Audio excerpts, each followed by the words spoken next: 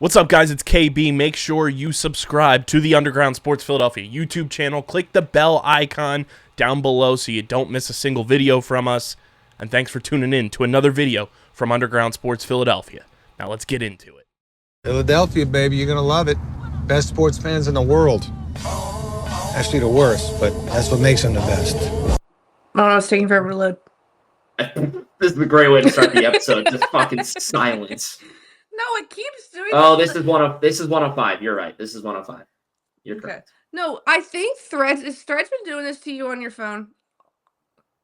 Like, you go to the profile and it's just content not available. No, it hasn't done that to me. I'm there.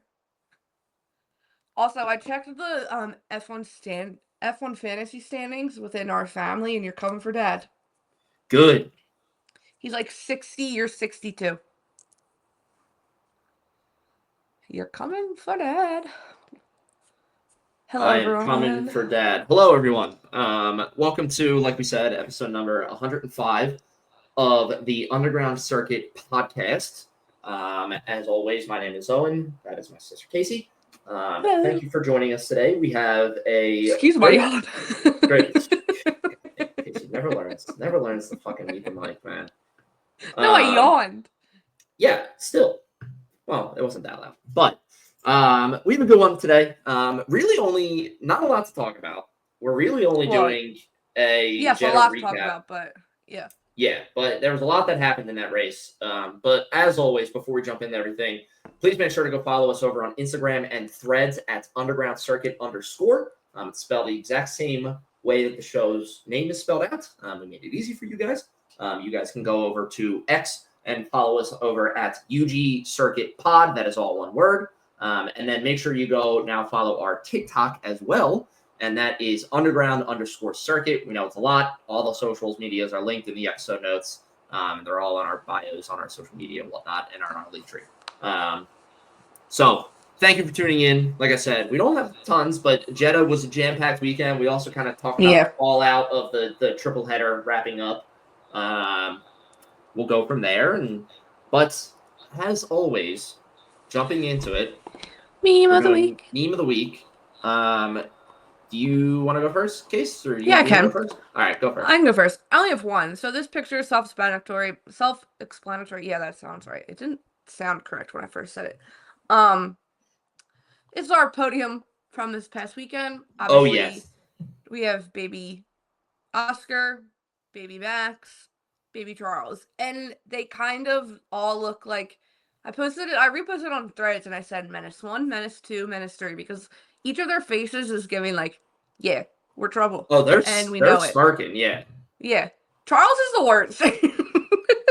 Charles is a pure, like, mischievous smirk. Yeah. Max is like a Max is straight up evil. Yeah, like, I'm up to something smirk. And Oscar, very, very on point for him, is just kind of this like neutral, just like, you kind of got me smiling, you know, but I'm not really smiling, like a Mona Lisa type situation going on there. That's good. That's good. Charles was definitely like the quintessential middle child. Was like, I am annoying. I know it. I don't know why. I just get. I'm a little shithead, and I know it, and that's that. Like I would love to hear from his mom. You're like, did he give you the most headaches? Because he probably did. He 100% did. There's no doubt in my mind that he did. Meanwhile, you have Oscar, who grew up with all sisters, so he was probably like played dress up all the time and stuff. He's playing with the Barbies and everything. Yeah. And we just know Max was literally born in a go-kart. And that was where he spent all of his childhood. But the family got discharged from the hospital, and Yoss took him right to a go-kart track. And literally. There you go. Yes, that's great. That was my meme of the week. That's good. It's a good picture of our podium. Yeah. Yeah. I wish they would. You know when like the screen pops up, I wish those were the pictures I posted. Like at the end. Yes, that'd be good. They should do that. I wonder if they do that on the F1 Kids broadcast. If they don't, they should. No, the F1 Kids, they should show like kid photos of the drivers, but it's always the little like.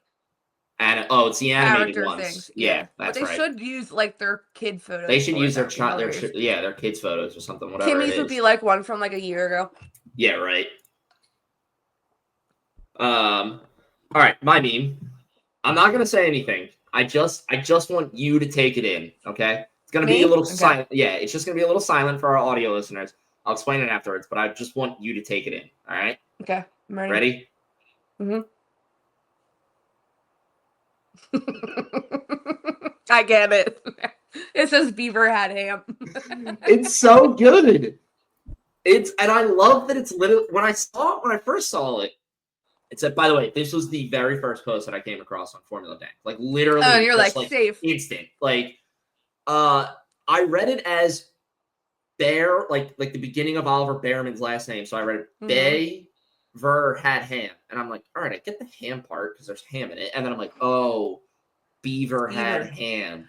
It's one of those like where you put the things in your mouth. That game. Yes. So for our audio listeners, it's a picture of the leaderboard from this past weekend, and somebody cropped it just to say Oliver Behrman is BEA, Max Verstappen is VER. So put those two together, it's Beaver, and then you have Isaac Hadjar's had, Lewis Hamilton is ham. So it's Beaver had ham, and then it's a picture of a beaver next door eating ham. Eating ham. So, don't forget that it's actually him eating ham. That's a good one. That's it. Yes. That's funny because I have not seen that one because sometimes like I'll see like they'll make their way over to other social media, but like I have not seen this one yet, so that one's funny. I like that one. Yeah, I was cracking up at it. Like I said, it was literally the first thing I scrolled across, and I was like, yeah, oh my God. Like I was like, that's hilarious. That was good. That was good. That was good. Oh my God, I'm so sorry. I can't stop yawning for some reason. Come on. But yes, that was our meme of the week. Meme of the week. Moving on to weekly news. As always, it is brought to you by IPF1 Store.com. Use code UNDERGROUND10, underground spelled just like the show, to get 10% off your entire purchase. You've heard us talk about this for over a year now. These the coolest pieces of art. There's even track-specific things now, which is so cool because I love when there's stuff like that as well. But yeah, go over, shop the link. It's in our bio as well as at the bottom of our screen the entire show. But code UNDERGROUND10. Weekly news. There's really not a lot of weekly news as I was scrolling through. We are getting close to the month of May. May starts next week, weirdly enough. And the month of May is a jam-packed month of motorsport. It's kind of amazing. When I was making the calendars that we post, there's so much. There's literally something every single weekend. Like there's something we can watch every single weekend. Great. Motorsport wise. Awesome. Yeah. I think I just might take it all in. Like I feel like I might need to watch like a NASCAR race on me just to literally dive in. But just that you can just do it all. Yeah. Yeah. Just watch it all. I mean, it's not like I will watch like playoff hockey and stuff, but we just have the Phillies. So, like, what other sports am I going to watch? Might as well watch full-on motorsport.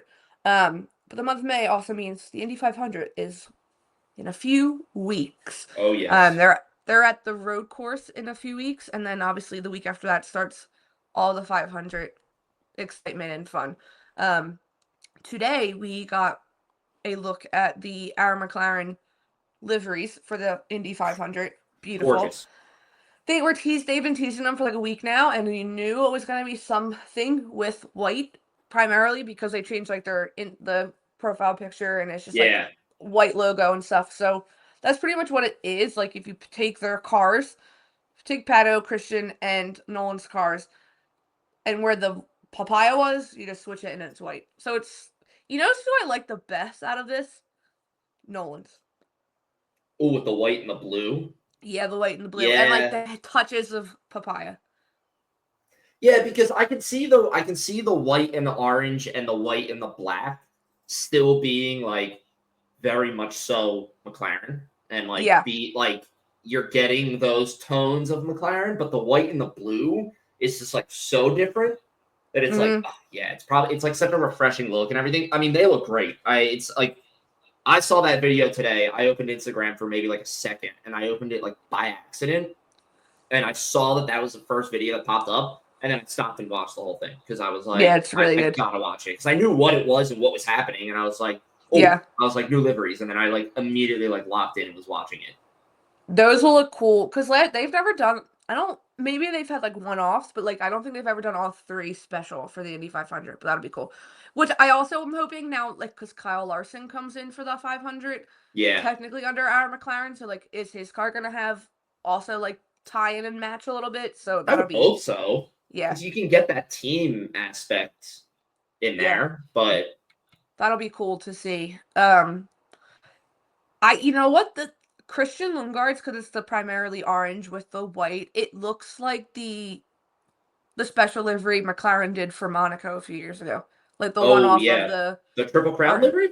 yeah, the Triple Crown livery. Yeah, Yeah. it looks that one. It looks like that the most. But yeah, Indy 500 is around the corner. That's a beautiful love day. it.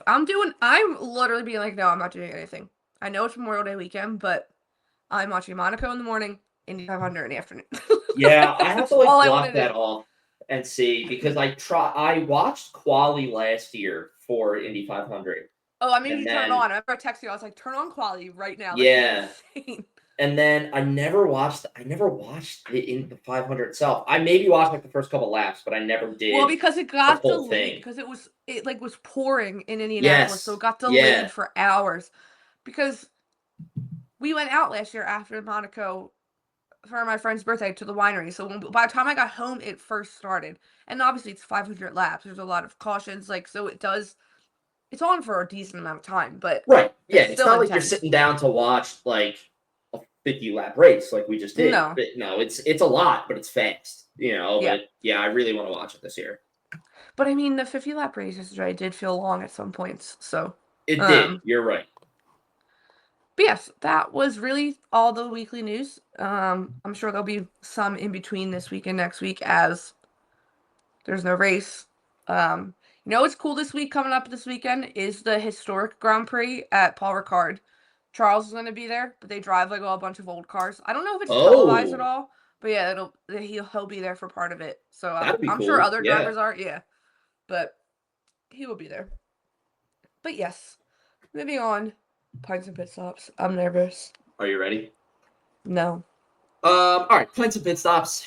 If you are unaware, Pints and Pit Stops is a little trivia game we like to do on the show, where each week Casey and I quiz each other, kind of back and forth, and we time each other. That's the pit stops part of it, Yep. and the pints part of it is typically I like to have a new beer when I try this stuff. I do not have any with me. It's becoming like a repetitive thing that I don't have a beer with me, but we are working on that. We are getting there.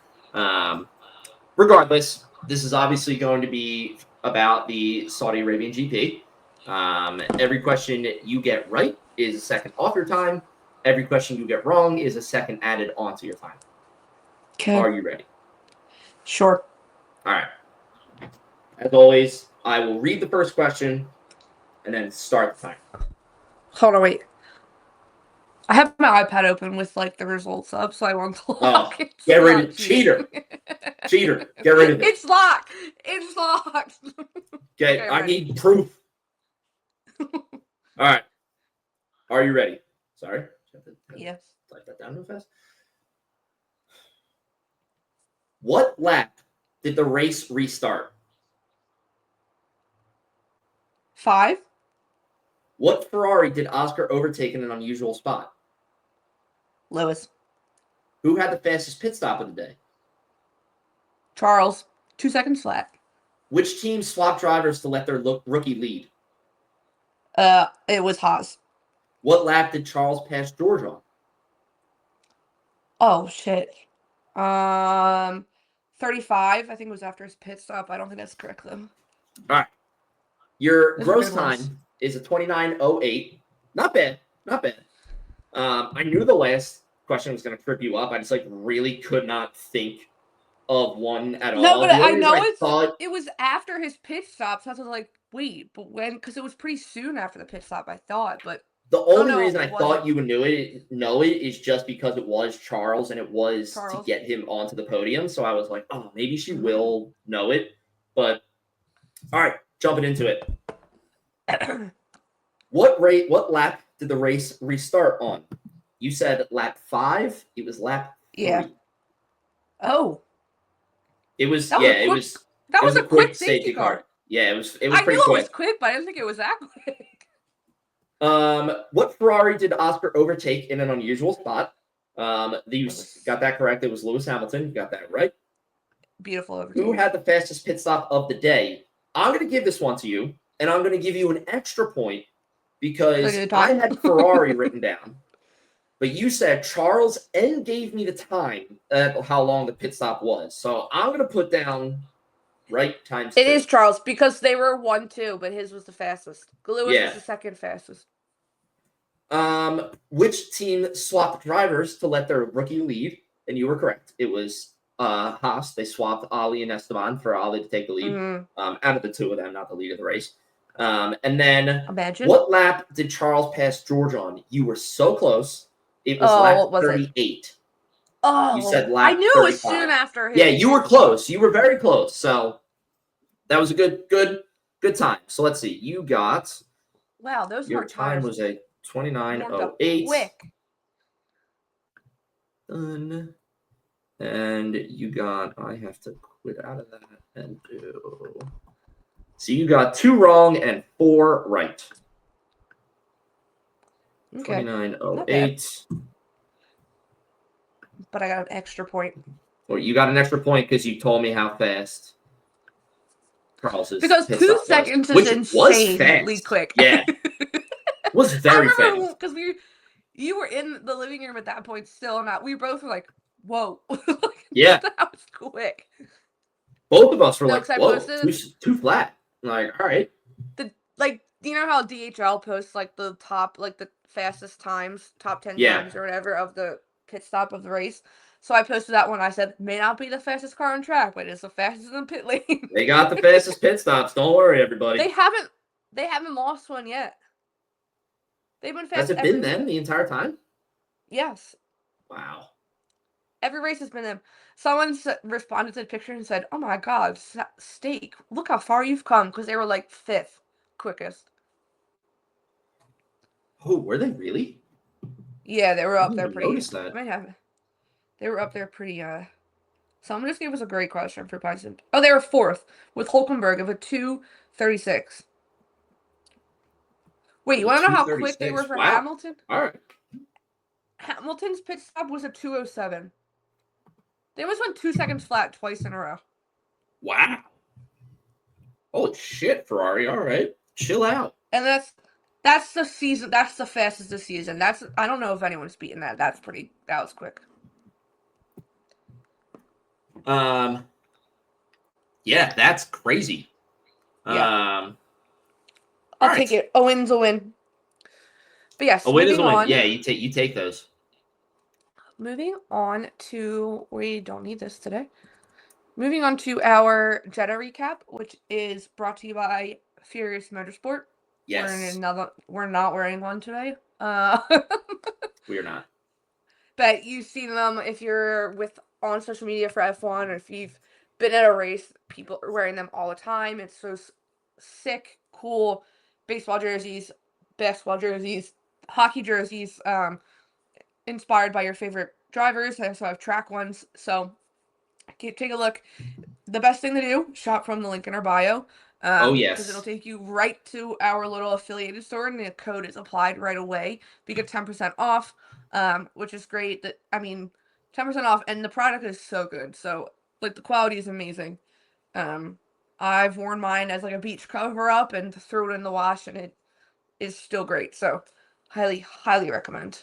Kind of want another one, but I don't know which one I would want. I want another one. I really want a Japan one. I think the Japan designs are really cool. Just the circuit Japan?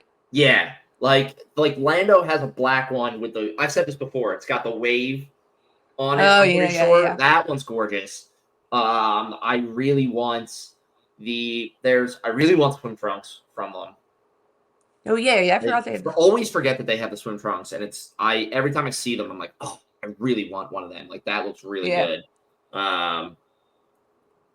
But yeah, I just love the designs of them. They're so unique and they're so cool, and they're just they're such an eye catch because, like you said, people wear them all the time at race weekends, and it's they're so easy just to spot and be like, that's a Furious Motorsport jersey, and like that's such an eye catch. Like I love it. It's like because it's unique at the same time as being like, no, there's a ton of people that wear these, but it's cool. Yeah. You know what I do love? If I was a Dolphins fan, I would get the Miami, like the green. I think Lando has it. It's like it looks like a Dolphins jersey, but it's yes. I would 100% get that one. If they came out with like other like because your Verstappen one looks very close to a Red Sox jersey. Yeah, it's like someone very in the Phillies parking lot thought you were. Yeah, they yelled at me the one day, and I was like, "Chill out." But yes, shop from the link in our bio. Jeddah. Whole weekend was great. Jeddah was a good weekend. It was a great. I mean, honestly, what a way to cap off the triple header. Triple header. I posted this. I want to talk about this before we start diving into any like specific team stuff. I posted this. Jeddah is the fastest street circuit that we have on the calendar. And you feel it as a viewer. Watching those cars go through the turns, and the fact that it's 26, like high speed, turns, not even really like turns, but just like bends. It is awesome to watch. 27. You feel, thank you. You feel the speed of Jeddah, and it is a blast to watch, and just personal for me too. A blast to drive on the F1 game. Like it was just like so much fun. You can keep your foot down for so much of it, and you're just flying. And it's a very good circuit with the bends and how reactive you have to be. It's very fun because you feel yourself getting into the zone. Like you're like the flow. Like it's not like hard, stiff, like I'm taking this turn and then I'm taking this turn. It's like you can feel the flow of like turning the wheel and everything. It's a lot of fun to drive. It looked like it's a lot of fun to watch. But no, it was like because it was just like just watching it. I was just like you just can feel it as you're watching. You're like these cars are moving. You know? Yeah. I don't know if it's because there's so many turns. I feel like there was triple the amount of camera shots, so I feel like because they would like switch to follow the cars. They would. I feel like that helped so much to show like. But you are correct. You can tell like sometimes you watch and you're like, I think they look like they're going fast. Like no, you could tell these cars were like zooming on by. Yeah, like if you're watching like Coda or Spa or like Austria, where you have these long runs. And you have the helicopter shots of it, like just following them the whole time. It feels a little bit slower because it's not like cut. Jeddah is like maybe it's around one bend. Cut the camera.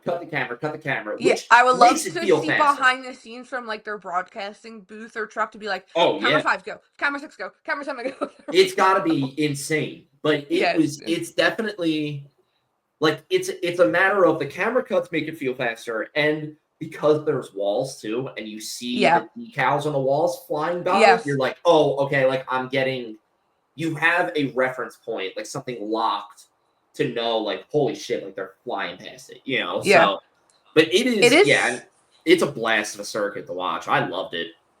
It's a good street circuit. They get such a lot of bad reps, especially like because Monaco, no one can overtake, but like, Jeddah, they're quick and they can overtake.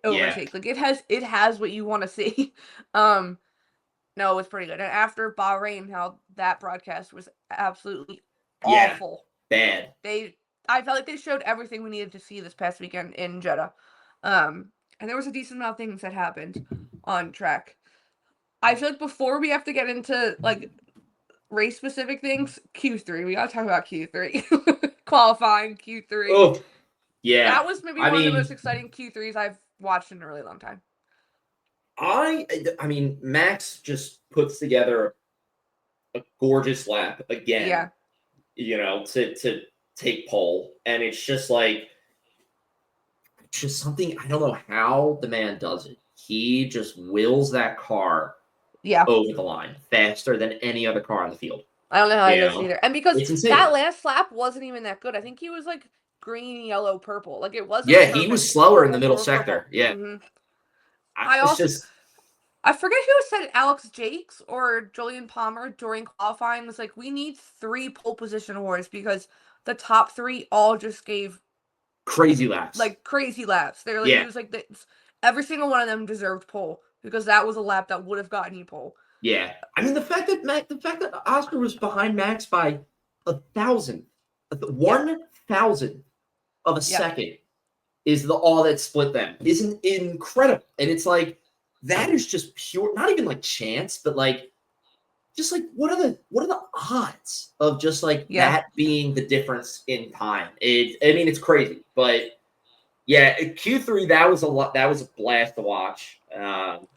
Heartbreak when the yellow flag and then the red flag went off. Yeah. And you're like, who is it? And then they cut the Lando and you're like, no. I don't want to say I had a feeling, but it was like I screamed. It was just like this. When the yellow flag came out and then the red flag happened and they cut and you see the back of his car and you see the dark trace on the wing. It wasn't like I don't want to say it was like a God damn it, Lando. It was just like a man. Like I was upset, but it wasn't like the world wasn't ending, And I'm fine. Listen, that's gonna happen. There are going to be races where you hit a curb, you get a little bit more jostled than you realize. You go over the line, the car loses control, you hit a wall. Unfortunately, it also happened at Jeddah too, where there's just walls. You know, so you're gonna do damage. You're not just running off or beating yourself in gravel. The one thing that I didn't like about that was Lando's radio at the end of it, because they left it on a little too long. Yeah, and it's like I know why they did it, because it's the whole thing around him is like the mental strength of can he be a world champion. So I know why they did it, where they came on and you hear the end of it where he calls himself a fucking idiot, but it's just like come on, like don't do that, like because it wasn't a big mistake. He just ran the curb. Oscar did it literally the lap before, but Lando just lost the rear a little bit more and lost control. It could have happened to Oscar, could have happened to Max. Like it was happening to the girls in Academy. Like that one spot was getting everyone. Yeah, you just hit it a little too much, and you just lose. Like you said, like everybody was going over that curb, so it was like, okay, yeah, sure, but I didn't love that from a Lando perspective, because I'm like, dude, like it's a mistake, it happens. Like, it's not like you're a constant like Q1 exit and then you do this and everything. Like you're not in that field. Like it's a one-time thing. Just like forget about it and move on. You're still in Q3, so you're qualifying Q10. You're still fighting for points. It's not like it's a Q1 accident and now you're starting P20 or from the pit lane. Like it's okay. It happens. It is what it is. Like go from there. He made up the points. I didn't love that. The spots, but it was not. And then race-wise, he goes and puts on a great race. McLaren aced the strategy. And he finishes P4 from starting P10. And it's like, you did, like, that's the best we could have asked for there. Like, I think it was the best recovery they did. Yeah. And I think if the race was 5 laps longer, maybe even 3 laps longer, he could have gotten George, or he could have gotten Charles. But it isn't. And he got P4 from P10. Like, come on. Like, but. I do feel like, though, I think I don't want to say he's in his head, but I feel like he might be in his head about Q3 now, because he's making these mistakes now. Last week was it last week in Bahrain or Japan? He had a mistake in Q3. It's just like Achilles heel. Like he can't, because he looked great in Q1 and Q2. He was on it. He was probably going to get pole and then just lost the rear, but. Yeah, I have to wonder if it's like you said, if it is like a Q3 thing. Like, when he's finally he's just thinking so hard, like no mistakes. Yeah, and we've talked about it before, but like Lando sometimes gives off the vibes of like, I have to win the race off the jump, like off the start if I'm on pole. Yes. He wants like the clean air and then. Yeah. And I can see that pressure now leaking into Q3 where it's like, I have to get poles so that way I can win the race from the start and everything. And that's just like eating away at him a little bit. But Yeah. I don't know. Listen, he's fine. He's fine. He's P2 in driver's. It was race. Like, what race was it? 4? Yeah. 5? 5. 5, yeah. We're 5 races in out of a 24 season. You literally have the longest ever Formula 1 season to go. He's fine. And he's fine. He's got 19 races left to go. Like, you know what I posted? I posted during the race. I said, God, or I posted on qualifying. I said, guys, don't worry. I said, Miami race day is on May 4th. The man loves number 4. I said, it'll work out. It's fine. It'll be it's fine. Written in there. It's written in the stars. But that was the only bit that I didn't like about the broadcast this weekend. But Q3 delivered, man. Q3 was great. And it just led into a great race start. I mean, a great race start. When I watched it back, they both had Max and Oscar both had an insane race start. I think Oscar had the jump. I do think Oscar got him a little bit. Did you see the stat on the race in 30 that they showed? No, I missed it. So they showed a 0 to 200 kmh stat, how long it takes them to reach that. Oscar clearly beats him off the line because it takes Oscar like 4.6 seconds to get to 200 kmh. That's wild. Max 4.9 to get to kmh, or like 4.8, 4.9. Like a clear difference, and like a big difference in like F1, terms and timing and whatnot. It is insane. I mean, Oscar got a great jump. I mean, should we talk about that right now? The battle between Max and.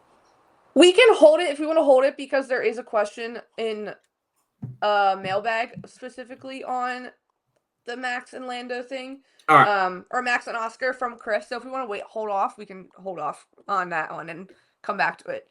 Well, let's talk then. What's Yuki and Pierre? Teammate, ex-teammate on ex-teammate. Yeah, I mean it was purely a racing incident. And Yuki was at fault for sure, but it was purely a racing incident. I think it was definitely a racing incident. You can't be like you did that purposefully on race 1, on turn 1, going at Jeddah. It's a tough area. So I'm happy there wasn't like any major kind of penalties or fallout or anything from it. No, Pierre in the post game, like in the media pen, was like, I know him. It's not like he did it on purpose or whatever. Like, he was like, it's fine. It's good. I'm happy there wasn't. But yeah, I mean, it was purely when you watch, like, because at first, maybe it was just dad being dad. He was like, it was Lando, because Lando was right behind, and thank God Lando looks like he's in it. Yeah, but he does look he's in it, but it's clearly Yuki just clips the back of Pierre. Yeah, turns in a little too much and just I mean, that's the thing. Like, that's again with Jeddah. It's like if you spin in Jeddah, you're not damaging the car. You're damaging the car. You're hitting the car. You're hitting the wall, and you're carrying enough speed, even in slow speed corners, where you're gonna damage the car. So it's it's gonna happen. That's why it's a brutal circuit. But I mean, like I said, I'm happy Pierre said that it's not like an issue. I'm happy that the fallout wasn't anything serious between like FIA and penalties and whatnot. Yeah. But you have the safety car. Safety car comes in lap 3. You get the race restart. From there, it's clean racing.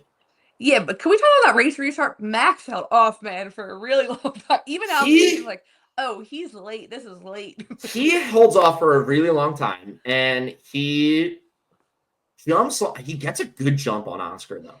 He does get a good jump, but if you watch the race restart, like the overhead shot, Max holds him up so much it looks like George is ready to overtake. Oh, I noticed that. George comes up a little too close to Oscar and has to like jump out of the way, and then Max goes. Like, I don't know if Max got a decent jump. I think I wouldn't be shocked if like Max saw that in the rear view, because like the way George like jets out so much, like it would clearly pop up in Max's rear view.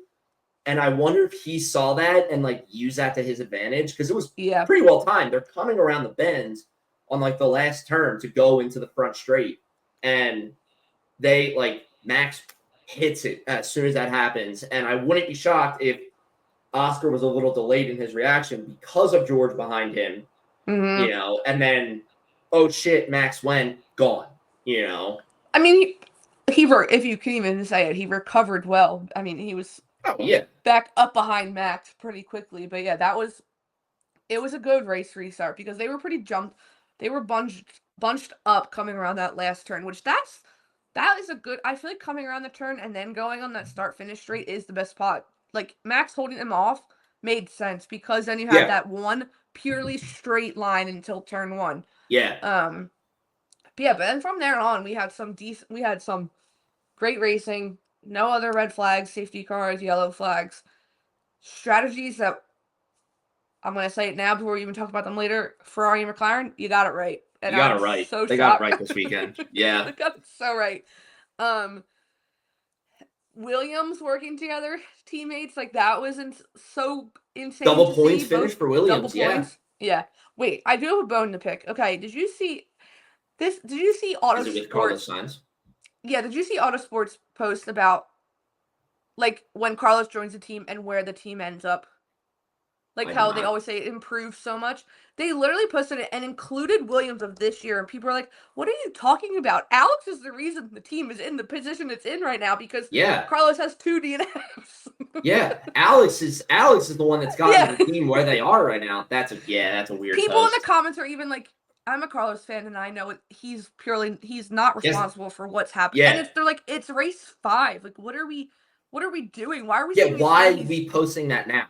Yeah, they're like, what are you setting him up for? Like, you're setting him up for a very bad, fallback when he doesn't do well. But regardless of that, they had a great, they kept poor Isaac Hadjar. He was, in his one post-race interview, he looked traumatized when they were talking about the Williams. He had a good race too, but he was definitely, he was fighting with them. For the whole second half of the race, he was behind the Williams, but, close as well. People kept saying it was reminding them of Carlos's win in Singapore, the strategy him and Alex were running. But now I want to go back and watch both. Yeah, that's a good point. The difference. Actually, yeah, that's a good comparison. I might have to do that too. Yeah, but they even said on the race rewatch when I watched it, one of them, I think David Coulthard was like, it's like Singapore 23, and I was like, interesting. It's like what him and Lando had, that unspoken rule. Yeah, it's like him and Alex, I guess, but. No, great race for the Williams. Happy for them. In the points. Great race. I'm happy that Carlos got these points in the last race and everything. He ends the triple header on a high note and is like, I got points. I worked well with the team. We had a great race overall, team wise. I'm gonna, go into the break, quote unquote break, the week break that we have. But go into this week break that we have. With my head held high and everything, and maybe see it as an optimistic turnaround. I'm getting there, I'm starting. So I liked it. Couple teams to quickly kind of knock off the board. Alpine Sauber both kind of did nothing. Gabriel Bortoleto almost took out his manager. That was pretty funny. Ride home. Yeah. Did you hear? The cool down room, he was like, "Oh," Oscar was like, "Oh, it was Gabby too." Yeah, they called him Gabby first of all. It was Alex Jakes, or I can't remember who it was. I think it was Alex Jakes, but he was like, "Oh, Fernando Alonso is going to add a 5% management fee on his on the next contract or something because of that one." I like that Fernando was a little bit, playful with it at the end of the race as well. Oh yeah. He knows. I feel like if he knows that Gabby Borrell is not purposely trying to take him he's not gonna out of the race as well. Bortoleto's not "Oh, my manager's coming up behind me. Let me fucking turn right into him."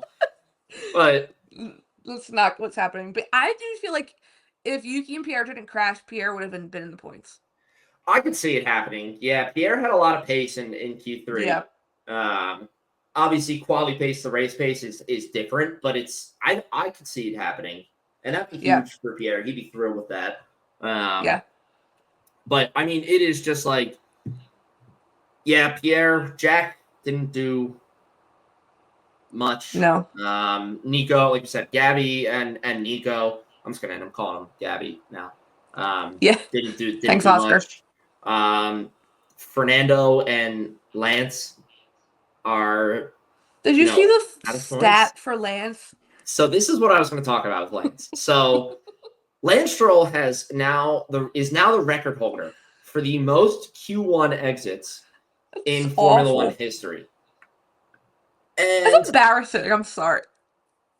the quote that he chose to say after I the missed race. this. Let me just say, I know that I'm a Lance Stroll hater. I know that I haven't had anything to really kind of hate on him for recently. This did not win any favors with me. And he said, I want to find it so I can like quote it directly, but essentially it's along the lines of, I'm gonna look for it. if you put the McLaren drivers in the Saubers, they would have the most Q1 exits. Like, it was something. He's literally saying it's a car issue. Like, he's saying. Lance Stroll. I know I can find it. Yeah, you just gotta. If you search on Twitter, it'll come right up, I'm sure. Honestly, I'm not surprised he said something like that, though. Here it is. He says, Make sure put the McLaren drivers in the Sauber for 10 years, and they will have the most Q1 exits. It's car dependent. Now, because I'm pretty sure if we put Max in the Sauber, he would get it into the top 10. At the minimum, Q2. We've been watching Charles put the freaking Ferrari on the front row, and it doesn't deserve to be put on the front row. I'm just like, listen, this is again the same thing, and this will be consistent with what I said last year when he rammed into the back of Daniel Ricciardo and then said it's all his fault. Already beached himself, and then just put the hands up. Yeah. And just be like, that's on me, man. Like even a better answer is, wow, that really sucks that I hold that record. Okay. Move on. Like, I don't want a trophy for that or something. Like, make a joke about it. Not what he's just saying. Be like, obviously I don't like that I hold that. It's a shitty situation. I'm going to move on and try to do better. Not, hey, if you take the McLaren drivers and put them in a Sauber for 10 years, they'll have the most Q1 exits. That's what, it's totally car dependent. It is not totally car dependent. No, because when it was Lando and Daniel Ricciardo, that car sucked, and Daniel Ricciardo won a race with that car. Exactly. Carlos won the podium in that car. Winning that car was not good. Yeah, that's a bad. I just saw that and I was like, dude, you're not doing yourself any favors with that. And with literally all the talks, like they said Max and they went right to Aston Martin. Yeah. Moves going to Aston Martin with all those kind of talks. That's not the thing. I know your dad owns a team, but based on what they're saying, Honda is gonna have power in that decision of who they want in that seat. Yeah. They're not gonna throw away the chance of having Fernando Alonso, Max Verstappen, and the Alp in Adrian Newey. Aston Martin. That's going to be a dangerous lineup if that happens. But regardless. Yeah, I was just like, dude, you're not helping yourself out whatsoever there. That's wild because that puts into perspective, all the years Haas was so bad and he has the most Q1 exits. Yeah. That's a thing. I just don't what again? Why you know that you're not the best driver on the grid? I'm sorry, I don't mean to be rude, and I you have to be self-aware enough in Formula 1 to be I am not the best driver on the grid. I know that for a fact. Yeah. So when you just immediately just be like, it's car dependent, it's not my fault whatsoever, is that's not really the case. That's that's not really it, but sure. So I was just like, dude, you're not making me like you more. No. Not to go off subject, did you happen to see what Logan Sargent posted yesterday on Instagram, on his Instagram story? Logan Sargent Resurgence? That's the Valkyrie. Oh, that son of a bitch. And then there's another video or photo of him. He's in a race suit. People are like, are you testing the Aston Martin Valkyrie? Like, is he gonna You check go Friday? over there? Yeah, that's what people are like. Is he coming back? But yeah, I wanted to. As you're on That'd Aston be Martin, I cool. forgot about that. Yeah. Um, Yeah, Aston Martin. It's almost like at what point I feel like they're this literally just like what we hate. This year's nothing. I feel yeah, like same with Sauber. They're like we're just waiting for next screw year. it. Yeah. Yeah. It's just like, I can't, especially since Lawrence has said Adrian Newey is focusing solely on the Yep. 2026 car. Like, yes, I think at this point, even 5 races in, Aston Martin They is like, don't care. we're done. We're just Yeah. kind of coasting until next year. We'll see what Fernando Yeah. does. Maybe they land Max. Maybe that happens. All right, whatever. But Yeah. You know who jumping, was just out of the points, but they deserve to be in the points this weekend? I think Haas. They I was just got about to say then. Yeah. They did look good this past weekend. I was not. They did look good. Yeah. I am concerned about Esteban Ocon. Yeah. I don't know if it's just because it's just like the freshness of the whole Drive to Survive episode with him is still in my head. Where like Flavio is like, get rid of Esteban, like he sucks, I hate him. He's like a whiny kid. Yeah. But like the fact that Ali is not beating you and you swap the cars. I understand it happens race weekend in and out, stuff like that.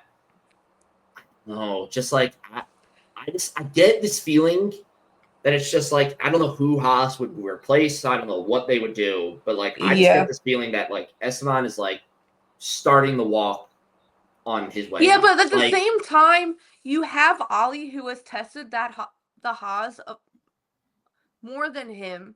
I mean, fair. Esteban Yes, didn't get a whole race weekend last year at the end of the season. He did get to do postseason testing with Haas, but like, so the same thing is kind of like Carlos in a way. Like they're still kind of getting used to it, but it is Esteban Ocon just is like, I don't want to say non-existent. He's just not like someone I'm like, oh, there's Esteban on track. When you see Ali, especially that shot of Ali and Jack, they were going like wheel to wheel through the one turn. Like that's I'm like, oh yeah, Ali. I mean, Ali's got it. So since Australia, he has scored in 2 of the 5 races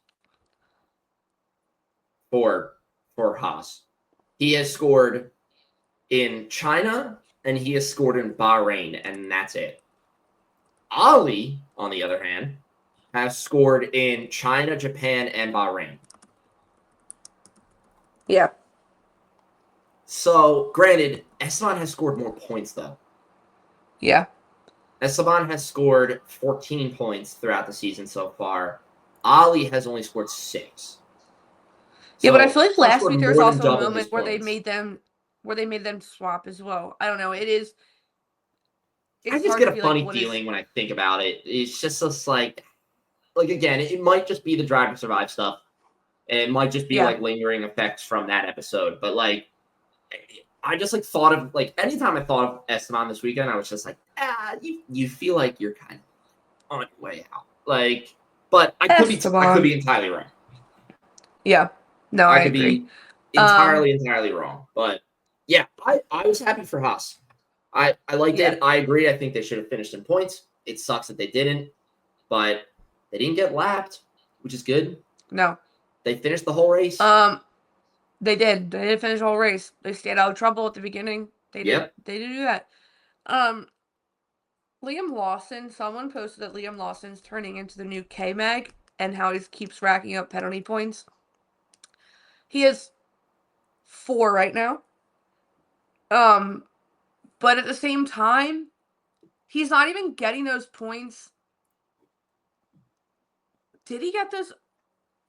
Maybe not, because I thought at one point no points so far. No, he has penalty points though. Yeah. Like you get a certain amount, then you have a race ban, like K-Mag last year. But like he's getting, so like that's what I feel like that's what at the moment you're known for getting the penalty points because you're being a little. I mean, he had 10-second penalty this week again. Did he get 10-second penalty again this weekend? No, he didn't get a 10-second penalty again, did he? Yeah, I think so. I'm looking it up. Yeah. 10-second, he left the track at turn 2 and gained a lasting advantage. 10-second time penalty. Yeah. He is.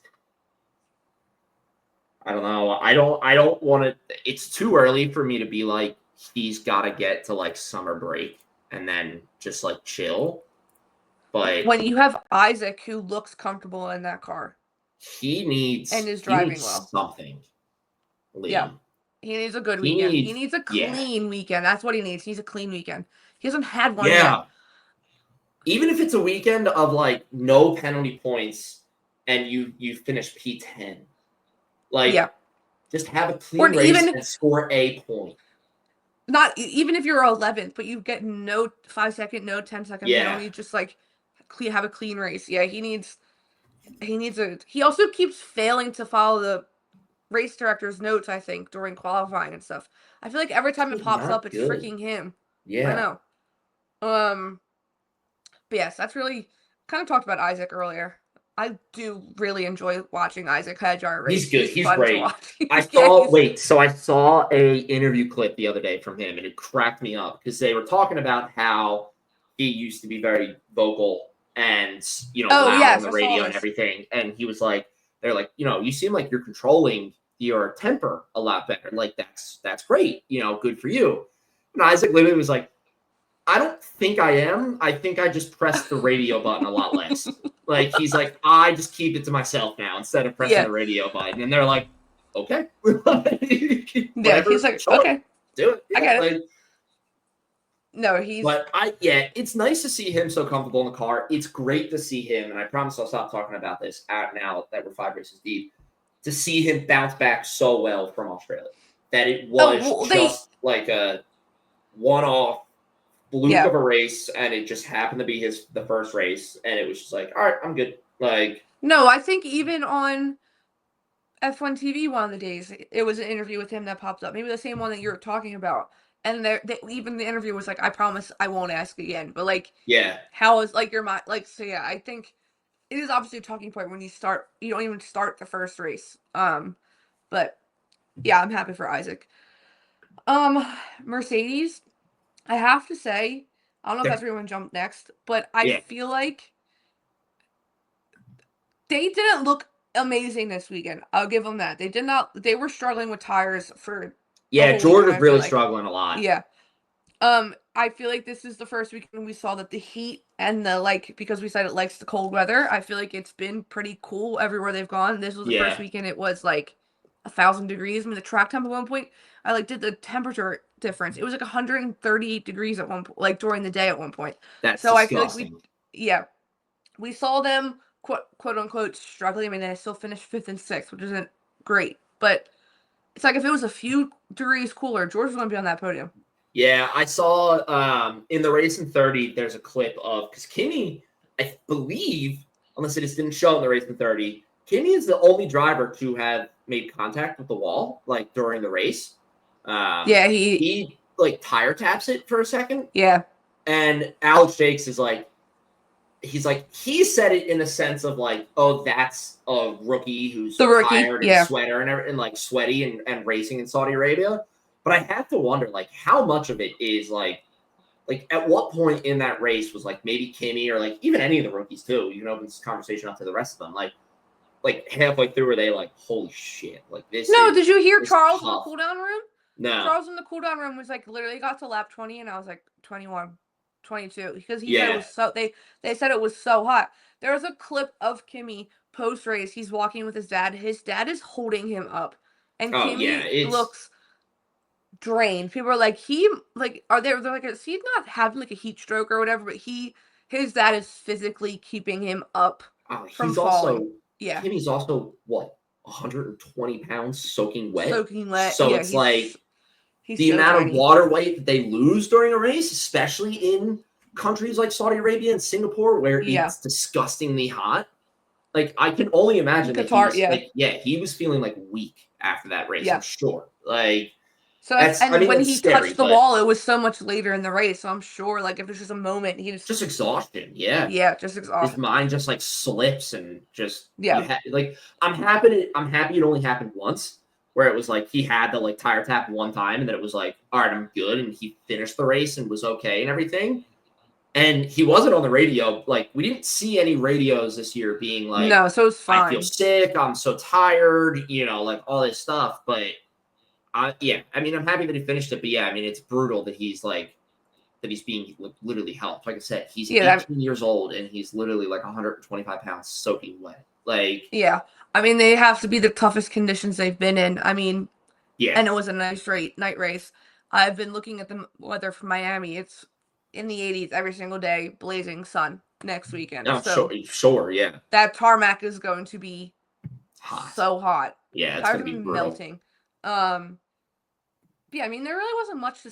I mean, they still finished 5th and 6th, like I said earlier, but it was they still a good scored weekend points. for them. Yeah, like not your best weekend, not your worst. No. You know, there you go. They just didn't have the tire day was affecting them maybe the most. Yeah. I saw. Did you see? I think Mercedes posted. It was either Mercedes or Formula One when George Radio came across and he said, "My tires are toast." Someone posted a picture of his car and replaced all of his tires with toast, and it looks fucking hilarious. It's so good. No, I didn't see that. I'll look for it. We kind of started talking about Max, but I know there's a question about Max and Oscar at the end. Where do you want to go? I'll talk about Lando because I kind of talked about it already, so we can breeze through it. I think that was a great weekend for him. Like I said, the crash in Q3 sucks, but you start P10, you finish P4. Yeah. There you go. You win. Don't worry about the driver's champs. Like we said, you are 5 races in to the longest ever Formula One season in history. Like, you have time to come back. Don't worry about it. You did everything you could have done in that race. You did it. McLaren aced the strategy. That's great. Even with Oscar, aced the strategy.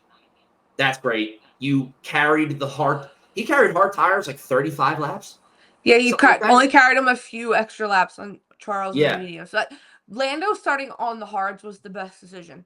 Yeah, absolutely. I think they went in the minute he was knocked out the minute he was in the barrier Q3, they totally switched their, like, they knew Oscar was probably going to be in the front row. Yeah. So I feel like that game plan worked perfectly because Lando was able to stay out longer on the hards, but it got to the point where Oscar was just right behind him in dirty air because Oscar comes over the radio being like, the dirty air is not helpful to me.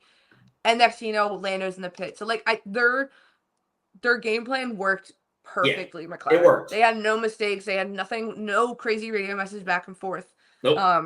No, it worked. It was a great weekend for Lando. Yeah, I like I said, you did what you needed to do this weekend. You got a good haul of points. You got 12 points out of this race when you were originally slated to get 1. You know, so it's like, all right, sure. You know, I'm happy with it. And people are like, the momentum is swinging completely to, like, Oscar's side. Like, it's completely on Oscar's side for the championship. Yeah. Again, it's only 5 races in. I don't think it's completely there, but the needle's moving. It's moving. The needle's moving a little bit. Yeah. It's like starting to wobble and it wants to start moving to the other side. Because Oscar just looks so. You can clearly tell Lando is struggling with that car, but Oscar looks so calm, cool, and collected in that car. It's starting to be, and it happened last week too when Oscar was pole, and he won from pole. When Oscar's on the front row, it's starting to be like you just kind of know in your head. Like, he's just like fated to win that race. Like, it's like, giving Max when he's on pole. Like, he's like, I'm going to win. Like, it's like, like that's the thing. Like, even like I said last week, even with him being on pole for the first time this year, like, it's just like, or not the first time on pole this year. He was on pole in China, was he not? Yeah. Yeah. Yeah. His but first like even that of the season, he was just like, I was just like, Oscar's gonna win it. You know, we were even saying before, we were like, I feel like it's going to be like a Max style win of like 20-second gap, just run away with it kind of win. But no, it wasn't. But it was even this, like, he starts P2, he's on the front row the whole time. In my head, I was like, Oscar's winning this race. Like, it's So you're right. The needle's moving. It's definitely going. No, it's definitely moving, but it's not completely like, it's not like let's just leave Lando in the dust. Not that at all. Ferrari, dare I say, also pretty perfect of a weekend. Yeah. Strategy-wise. I'll start with Lewis first. The man is so confused by that car. He can't figure it out out. He can't figure it out at all. All of his post-race interviews, he was like, I just don't know. He's like, I think it's going to be like this all year. Like, he's just... Now, I don't know if he's just downplaying it because he looked okay in the race. I mean, he finishes 7th, so it's like you're still points. I mean, he did say he was battling the car in every turn, which that was pretty... I feel like it was visible to, like, people watching at home, where, again, Charles has been driving that car, has been testing that car in a Ferrari-style car much, much longer, because Charles looked super comfortable in the car. Yeah. Maybe Charles struggling at some great. points, but he was able to pull that car up onto the podium. But yeah, I mean, I don't think... But Lewis is just... reading some of Lewis's quotes post-race, I'm like, oh, he's not a long season. He's not like totally lacking in the car, though. I mean, he had a great like 2-3 lap battle with Lando, going back and forth, swapping positions. You know, he can fight with other cars. I think it's just like when he's maybe like 4 seconds behind a guy, he just doesn't know how to close that gap. Yeah. You know, he doesn't know how to get the car to close that gap. You know. Yeah. But I think listen, if there's anybody who's going to figure out a car, it's going to be Lewis Hamilton. Like, yeah, he has the experience. He can. I know he can do it. It's totally different machinery compared to the Mercedes, but I think they are bringing upgrades to Imola. Is that the first one after? I believe so. Miami? I think we've talked about that before. It's Miami and then Imola. So I mean, I think the upgrades are coming. I think obviously the new floor one worked, but then Charles. Never doubt Charles again when it comes to tire management. Please and thank you. I mean, 34, 33? No, 30 laps. He pitted on lap 30. Okay, so 30 laps on mediums. Drop the 2-second pit stop. in Saudi Arabia is a wild statistics. I mean, especially with how many radios we saw of my tires are shit, my tires are going, you know, like... I mean, it's great. It was, like I said, flawless race from Charles just to secure that podium. He pits, comes out on the hards, and normally the hards take the longest to always warm up.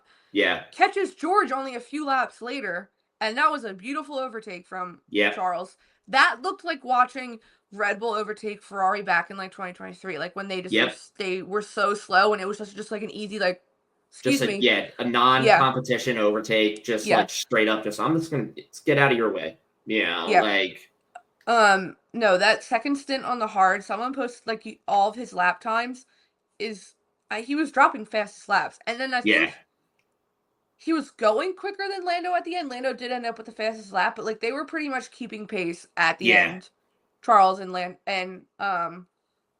but I do think if there was a few extra laps, Lando would have caught up to Charles, but I don't think Lando would have had an easy time getting by. Not like Bahrain last week. I mean, we saw in Bahrain it took him a few times, but in Jeddah, I don't think he would have.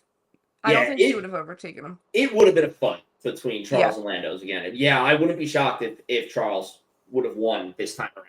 You know, from the way that he was driving and everything, and the way that Ferrari was performing for him. But I mean, great race from Charles. You love to see it. You love to see him get on the podium, especially because the fact it was the first one. Yeah, but I mean, it's still, like we said, it's still very early in the season, so maybe this is kind of the same thing as Carlos. You know, you leave the triple header with your head up high, and you're like, I got podium on this triple header. It was a tough triple header, but it was a tough race. We're done. I got podium. All right, can't wait for Miami. See you later. You know, like. Yeah, but I was making a graphic to show like the drivers finished, like where they finished during the triple header, just to compare. Charles was fourth, third. He did not have a bad triple header. I mean, but even more to the point then. Come out and been like, wow, hey, that triple header was great for me. I got my first podium. I scored 4, was top 5 the whole time. Like, I think because Lewis is struggling so bad, people are kind of not looking at Charles is doing well in the car. I'm sure, But yeah, I mean, Charles in 5th. I mean, George still has 73 points and Charles is 47, but that's easily catchable. Yeah. But yeah, I mean, great race from Charles. Shout out to that cameraman at the end. Oh yeah. Thank you Just for giving locked us the in on nice him. zoom in. Yeah. Did you see the behind the scenes photo I posted on Threads right before we started recording? Someone took a video like from outside, like the gate or whatever. Yes. Charles, he's literally The camera's it's right not there. just a zoom in. It's the camera. Charles could have He's like right in. Yeah. moved forward and hit his nose on the camera. But shout out to the cameraman. Red Flags podcast. I saw their clip today. They were like, "There's probably a lot of sexual awakenings with that." Oh, I'm sure. I'm sure. Shout out. Cameraman did it for me. But yeah, great weekend from our two faves. Should we? I didn't have to sigh. No, you did not, which is good.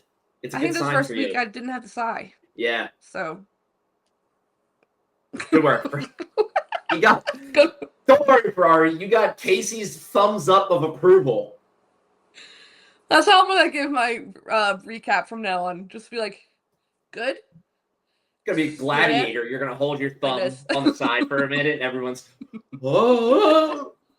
What's she doing? But yes, what were you gonna say? I was gonna say, should we go on the F1 Threads mailbag? Because yeah, that's all I have for Jeddah. Like you said, great race. We'll talk about the start with Oscar and Max. Yeah, and then I have a thing that I want to tell you. Me? Yes, after F1 Threads mailbag. So yes, the first question is from Chris.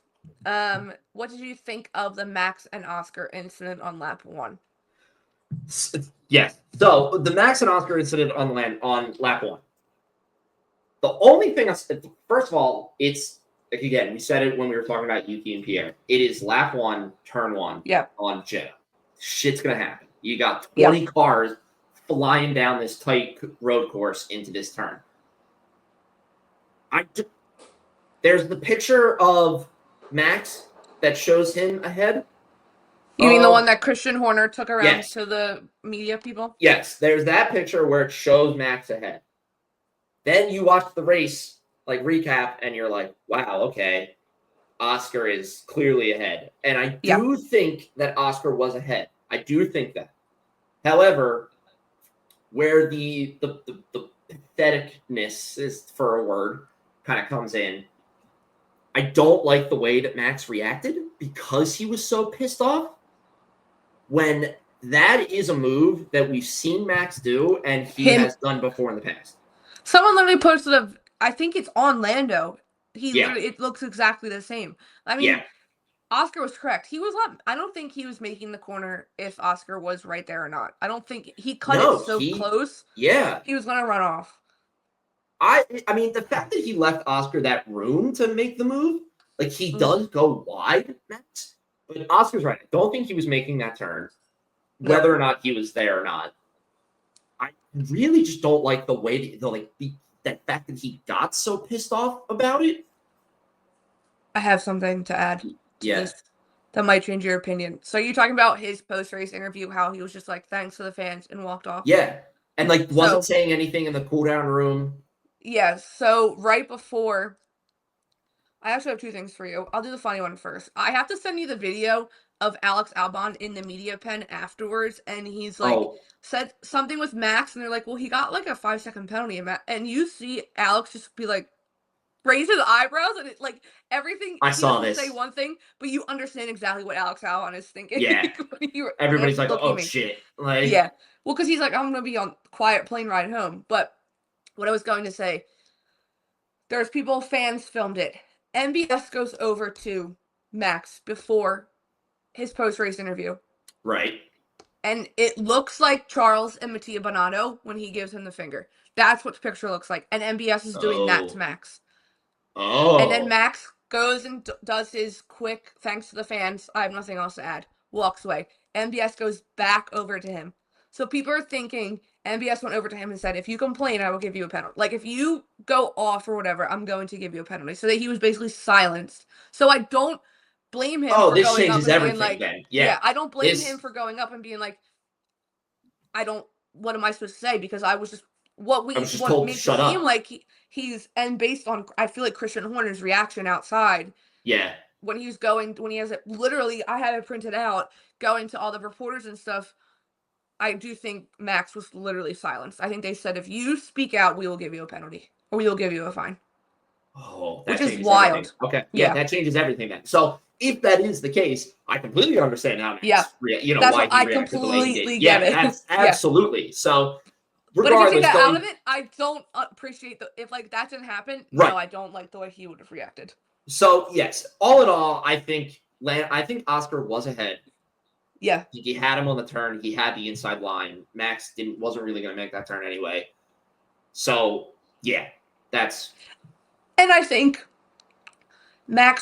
Oscar would have caught Max anyway. Oh, absolutely. Yeah. Oscar was still gonna win. I like for sure. Other question. Let's do this one. It's a good one. This is the Lando one. This is from Claire. As a non-Lando fan, is he being, I guess this is towards me, is he being too hard on himself, or is he saying things like the car isn't where it needs to be because of some mistakes he's making? In parentheses, not taking ownership and shifting some blame. I will say I don't. Ooh. Because when you watch press between the two of them, Oscar and Lando, Oscar is flat out like, yeah, the car is fast. Right. Lando like refuses to say that. Like, you have a rocket ship on the track with you right there. That car is quick. It's a good car. So I don't appreciate that, because I feel like also when he's not admitting it, it's like kind of downplaying what they're doing back at the factory. Like, those people work their ass off. Like, show them some appreciation. Yeah. I do think he's being way too hard on himself, but he's been like he's always been like this. I think it's something he has to get. He's got to learn how to manage better. And the minute he gets through it, I think that's the game changer for him, because he has the driving skills. He can do it. But I do think him saying the car isn't where it needs to be, I do see it being both, like, yes, because he's struggling so much with the car, then he's making these mistakes, but maybe taking some ownership. I'm not saying he's shifting the blame fully, but no, I completely agree. I think it's a 50-50 split right now. I think there's the part of me that I completely agree. I think it's like, you have a rocket ship underneath you. I think you should acknowledge that, because, like you said, like, the team built that car for you. Like, you should acknowledge that and everything.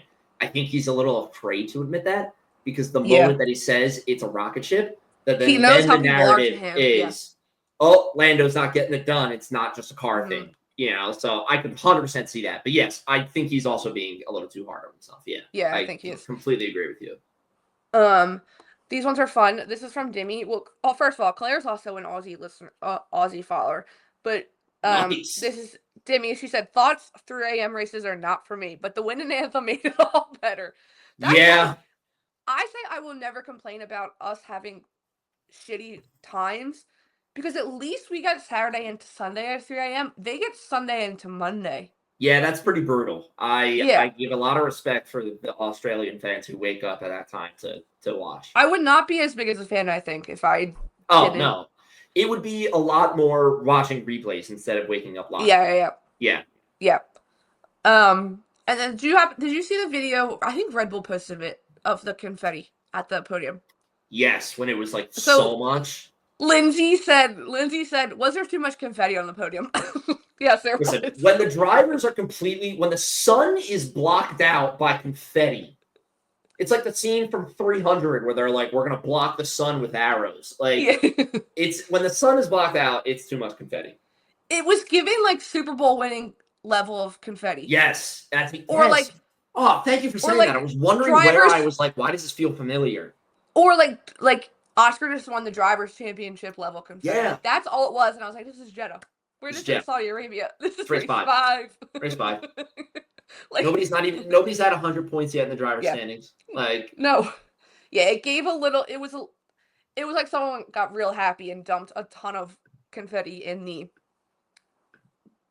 blower, I guess you would call it. But yeah. Some poor intern was probably doing it, and they asked, how much confetti do I put in here? And they're just like, you got it. Make your best call. I have a photo for you. For this week. A photo for me? Yeah, for your album that you're building. I'll send it to you. Perfect. I'll send it to you. But yes, that was F1 threads. Now, what do you have to say? Ooh, Yeah. so I wanted to bring this up, and I didn't say anything to you purposefully because I wanted to get your pure reaction to it. I'm scared. I think I was really thinking about it, and this is 100% leftovers from watching Drive to Survive a little bit. But with a spike in rumors recently of Max Verstappen to Aston Martin, I think Oscar Piastri will be a Red Bull driver. If Max goes to Aston Martin, I think Oscar Piastri will be a Red Bull driver. I can see it, and this is why I see it. In the Drive to Survive episode, they asked Christian, if you had to choose one or the other, if you had to choose Lando or Oscar, who would you pick? He, without hesitation, there is no thoughts behind it. It is strictly Oscar Piastri. Yeah. He says that immediately. We all know who Oscar's manager is. We all know that Mark Webber hates that Oscar is a number 2 driver. So let's say Red Bull's number 1 driver leaves. Red Bull goes to Mark Webber and is like, hey, we want Oscar to be our number 1 driver. You know that light bulb is going off in Webber's head. So I could see it. I thought of it during the race, and I was like, oh, shit. I was like, you're like, let me write this down so I don't forget. I could see this happening. Now, I know Oscar just signed his whole multi-year contract, like extension and whatnot. Throw that out the window. We know that those can be kind of ixnay. I could see it. I can see it. It just makes me worry where Red Bull's at, and do they get worse, or do they have good? Oh, that's great. There's Oscar puts that one. I was like, that's a sick photo. There's a lot of rumors that Red Bull's struggling on the regulations and like the new engine and stuff. But I mean, I could see it. Why wouldn't Oscar? It would have to be if Red Bull could prove to Oscar that, hey, we have a championship winning car again. You know, like we have recovered from Adrian Newey leaving. We've gotten through some of our issues. We have a winning car again. They would have to prove that to Oscar. But let's say all of that happens. I think Oscar goes. Yeah, because I think Oscar's that would clearly be a championship winning driver. And I think that would be Oscar's first chance. It wouldn't be his only chance, but I think it would be his first chance to step away from Lando and get out of that situation of, if we're both driving well, who does McLaren pick? I can see it. Yeah. I can see it. I do have a question for you, because they did kind of mention this the other day when they were talking a lot about Max. And I like that they first brought out Max to Alpine, and even like Julian Popper was like, what? Alpine, no. what? I don't know why they said that. I think because they said Flavio and stuff probably would take Max in a heartbeat and all that all that stuff. But any team principal would. Yeah. They'd be stupid not to. Yeah. There is a lot of rumors Max takes a sabbatical, takes a year, sees where this regulations are at as they settle, and then he makes a decision. Oh. It's like we could see next year which is like any day. Oh. We can see next year, no Max Verstappen on the track, but he's watching literally all these teams. Yes, he sees Aston Martin's doing really well, then he goes. That's what people are saying, that like, because he's been so fed up with the way the FIA is and stuff as well. Like, is this like an actual rumor, or is it just like people brainstorming? Okay. No, I've heard this a lot. Oh, that is interesting.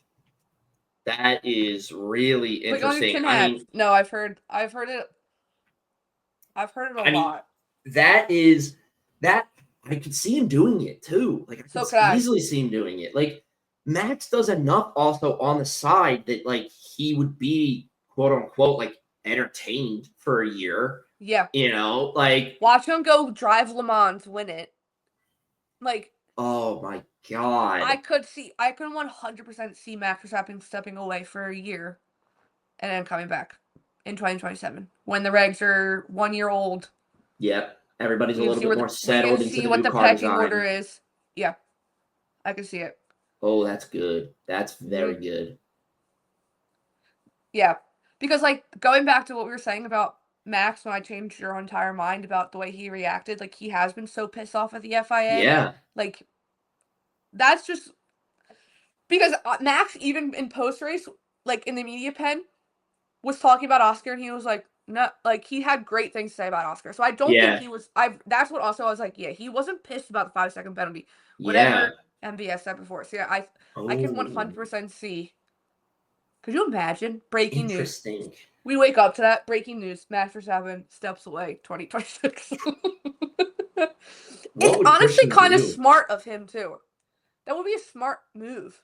It would be really smart. I mean, if you are that fed up with the FIA, sure, take a step away. See what kind of if there's any fallout of any changes that happen. You take a second for teams to get more settled with the regulations. Instead of taking a bigger gamble on who do I think is going to ace these new regulations. Yeah. And then, like you said, you have the new kids, so you get to spend time and everything in the first year of their life. And then you come back and you're like, and then it's this big war of who's going to land Max Verstappen. Who wants Max Verstappen? And it's not like he's racing, and it's like, oh my God. Oh, that's dangerous. That is interesting. I've been seeing it more and more, and I was like, wait, it's a good talking point. But that is a good talking point. I would not be surprised if that happened, but that's what I wanted to end on. I like it. I like leaving it there. To end on. Yeah. Do you have anything else? I got nothing. Can close a this whole out. lot of nothing.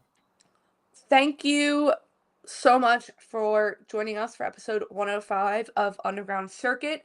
We'll be back next week. We'll think of something else to talk about, but we'll give our predictions for Miami. We'll let the FOMO sit in.